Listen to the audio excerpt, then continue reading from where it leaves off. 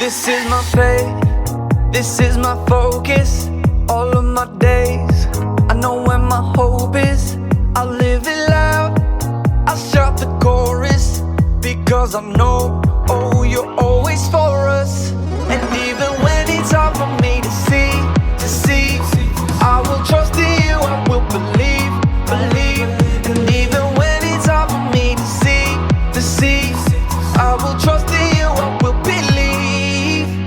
And keep on looking to you for where I'm going, knowing you go there too. I'll keep on looking to you. I fix my eyes on you. You are my only focus. You are my only focus. You are my only focus. I fix my eyes on you. This is my faith, this is my focus. All of my days, I know where my hope is. I live it loud, I shout the chorus, because I know, oh, you're always for us. And even when it's hard for me to see, I will trust in you, I will believe. And even when it's hard for me to see, I will trust in you, I will believe. And keep on looking to you for where I'm going, knowing you go there too. I'll keep on looking to you. I'll fix my eyes on you. You are my only focus. You are my only focus. You are my only focus. I fix my eyes on you, oh yeah. Woo! You ready? Come on, let's go. Hands in the air, I know you're there, anywhere, oh. I fix my eyes on you. Hands in the air, I know you're there, anywhere, I fix my eyes on you. And keep on looking to you for where I'm going, knowing you go there too. I'll keep on looking to you. I'll fix my eyes on you. You are my only, you are my only focus. You are my only focus. I'll fix my eyes on you.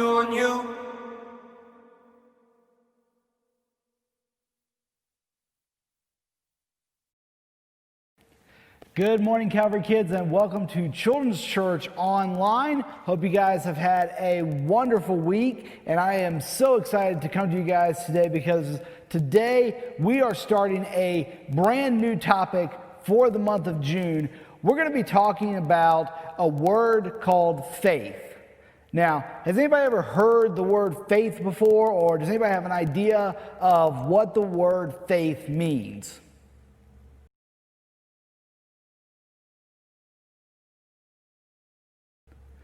All right, so this month we're going to be talking about faith, and the definition we're going to be using is a little confusing, so I want you guys to listen very carefully, all right?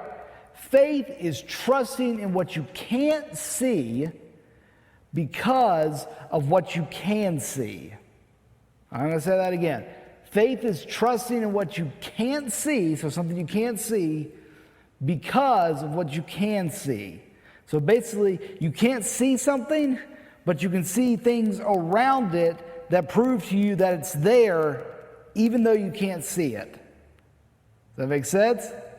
We're going to talk about that a little bit more today.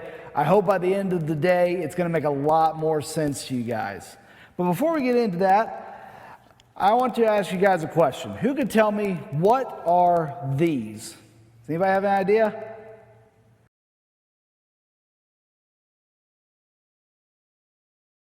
They're sunglasses, right? And truth is, sunglasses are just one of a bunch of different type of glasses that people wear. Some people wear glasses all the time. Some people wear reading glasses. Some people wear sunglasses. There's a bunch of different kinds of glasses that people wear. But here's the question. Why do people wear glasses in the first place? Wear glasses or contacts?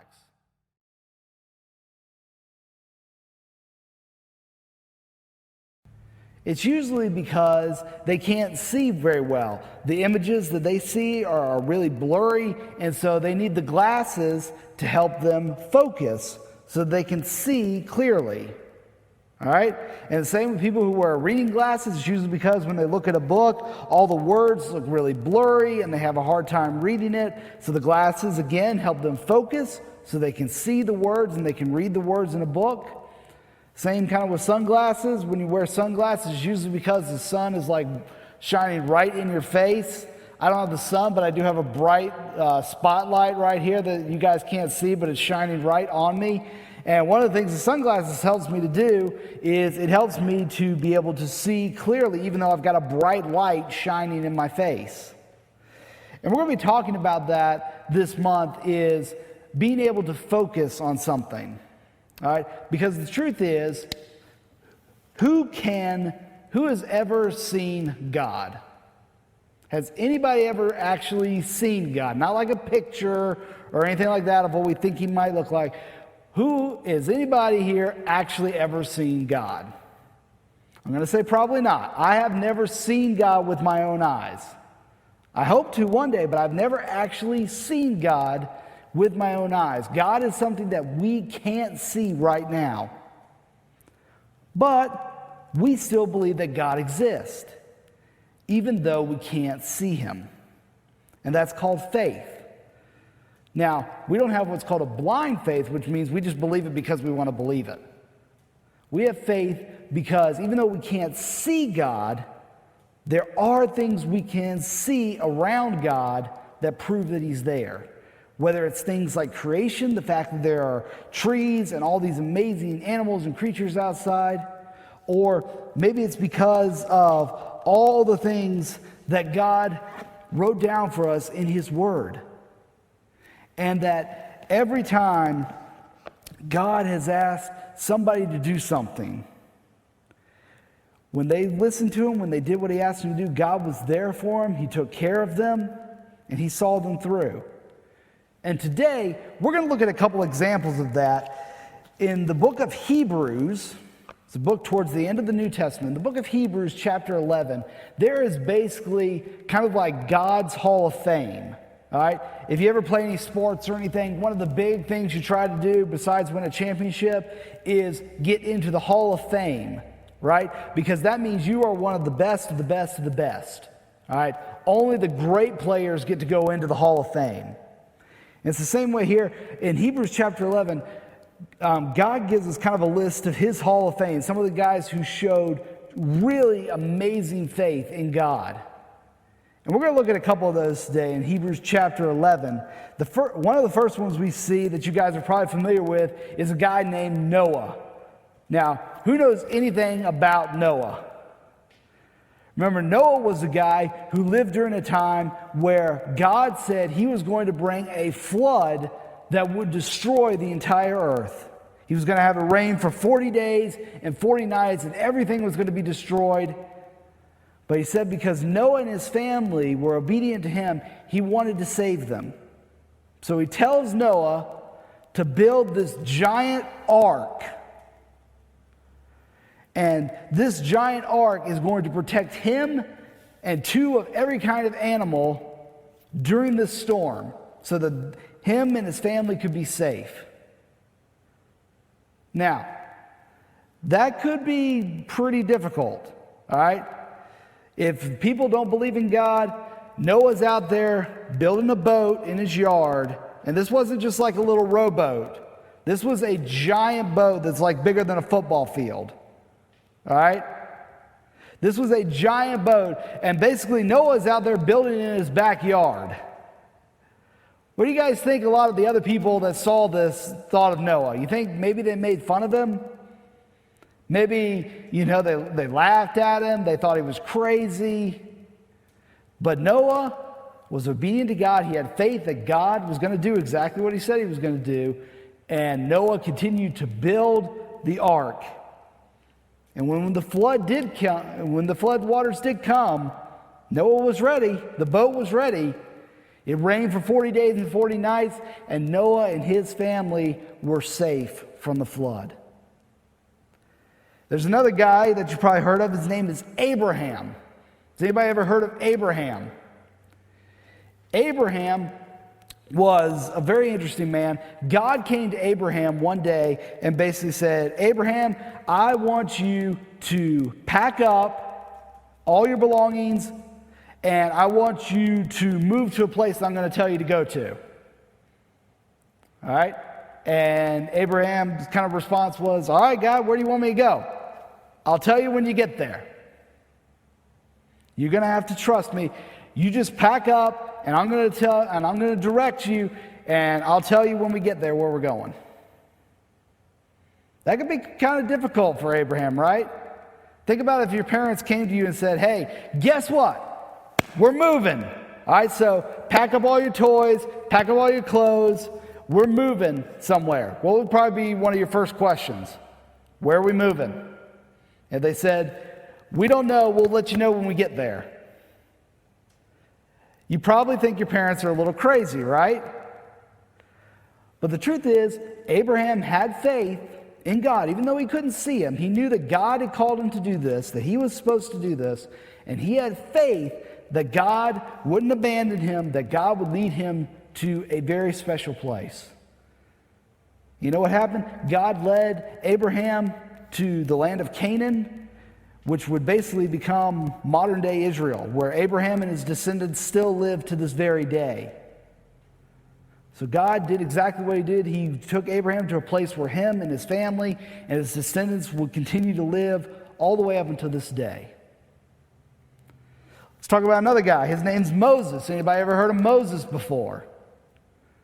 All right, Moses was a man that God called in a very special way with a burning bush. And he said to Moses, Moses, I want you to go and deliver my people, the Israelites, out of slavery from the country of Egypt. Now, Egypt at this time was one of the most powerful nations on the face of the earth. So think about like the United States right now. All right? And God is telling Moses basically to go to Pharaoh, who would be like the president today, and tell Pharaoh, God says, let my people go. That was probably a little intimidating for Moses, right? You know, he didn't know what Pharaoh would do. Pharaoh could have laughed at him. Pharaoh could have had him killed. He didn't know what was going to happen. But Moses trusted that if God says, I want you to do this, God would protect him. You know what God did? Moses went before Pharaoh at least 10 times asking him, let my people go. Pharaoh continued to say no, but finally Pharaoh said yes. And even after that, as the Israelites were leaving, Pharaoh changed his mind, tries to chase them down. Some of you may have heard this story before. The Israelites are trapped at the Red Sea, but what does God do? God parts the Red Sea so the Israelites could walk across. And then when Pharaoh and his armies tried to follow them, the water collapsed back down on top of them. So God not only protected Moses, but he protected his people from Pharaoh, one of the most powerful men on the face of the earth at that time. All right, we're going to talk about one more person. His name's Joshua. Anybody remember Joshua? Joshua was the guy who took over after Moses, leading the people of Israel. So Joshua takes over from Moses right as the Israelites are coming to the promised land that God had said was going to be special for them. So Joshua's leading his people in, and one of the first big challenges they had was this city called Jericho. This huge, heavily armed, big walled city called Jericho. And what God told Joshua to do, he said, here's what I want you to do. I want you to go out, circle the city, march around the city once a day for 6 days, and then on the seventh day, I want you to go out and march around 7 times, And then I want you to yell as loud as you can. And then you'll see what happens. Then I'll give you the victory. Kind of sounds a little silly. It's usually not the best military strategy. But Joshua said, if God wants me to do this, I'm going to have faith that he's going to do exactly what he says he's going to do, that he's going to protect us, and that he's going to help us to win. So the Israelites did exactly as they marched around the city. And you think probably some of the people in Jericho, they're probably thinking like, what are these guys doing? You think they probably got made fun of a little bit? But you know what? In the end, when they yelled, the city of Jericho fell down. The walls collapsed. And God gave his people the victory that day. And here's the thing. In Hebrews chapter 11, those are just 4 examples. There are a ton of different examples found in Hebrews chapter 11. And what I want to encourage you guys to do this week is with your families, go through and read through Hebrews chapter 11 and find all the different people that you can that God kind of put in his hall of fame. These people that had amazing faith in God. Even though they couldn't see him, they still chose to believe in him. And here's the thing, guys. Even though we can't see God, we can still have faith in him. We can still trust him. Because if he has done all of this for all of these people put their trust in God and not one of them was let down. Not one of them. Then we can put our faith in God for the things maybe that we're afraid of, for the things that are maybe hard for us. Maybe when God asks us to do something hard, like tell somebody about Jesus or to be good to your brother and sister, we can have faith that God is going to be with us and he's going to help us. He was with Moses as he faced one of the most powerful men in the world. And he's going to be with you too. We can put our trust and our faith in God no matter what. He's going to be with us through the good times and the bad. We can have faith, even though we can't see him. All the things around us, all the things we see here in Scripture, of how all the time God said, do this, and I promise I'll be with you, I'll protect you. And when they did it, he did exactly what he said. He was with them. He protected them. So here's what I want to challenge you guys to do this week. One is to go through and read Hebrews chapter 11 on your own with your mom and dad and look at all the different people that put their faith in God and how God took care of them. Then I want you to think of some way this week that you can put your faith in God. All right? Whether it's doing something that you've been afraid to do or been hesitant to do, whether it's just something that God has told us to do, like be nice to our brothers and sisters, help our mom and dads, listen to mom and dad, even if we don't like it at sometimes. What's a way that you can put your faith in God this week? And I promise you, God will be with you, he will help you, and he will take care of you. All right, now before we go, we got a brand new memory verse for this month, and it is found in Hebrews chapter 11, verse 1. The very first verse of how Hebrews 11 starts says this: Now faith is the reality of what is hoped for, the proof of what is not seen. Hebrews 11:1. All right, let's say that together on 3. Ready? 1, 2, 3. Now faith is the reality of what is hoped for, the proof of what is not seen. Hebrews 11:1. All right, great job, guys. This coming up very soon. All right, I know we've had to push it back a couple weeks, but coming up very soon is going to be the first week of our summer adventures on Wednesday nights. And again, our first night is going to be Messy Game Night. You'll see it up here. It's going to be on June 17th. All right. So originally we're doing June 3rd. We had to push it back. We're going to start June 17th with Messy Game Night. So guess what? That gives you guys 2 more weeks to think of friends that you can invite to come. And that gives me 2 more weeks to stock up on chocolate and shaving cream and whipped cream and gummy bears. and slime, because we're going to have all of that at Messy Game Night. All right, so it is going to be a ton of fun. I really hope you guys can make it out. I know you guys are going to have just a great time getting just really messy. It's going to be awesome. Thank you guys so much for tuning in, and I hope you guys have a wonderful week. We love you guys. We care for you. If you need anything, please let us know. Hope you have a great week, and we really, really look forward to seeing you guys here soon. Thanks.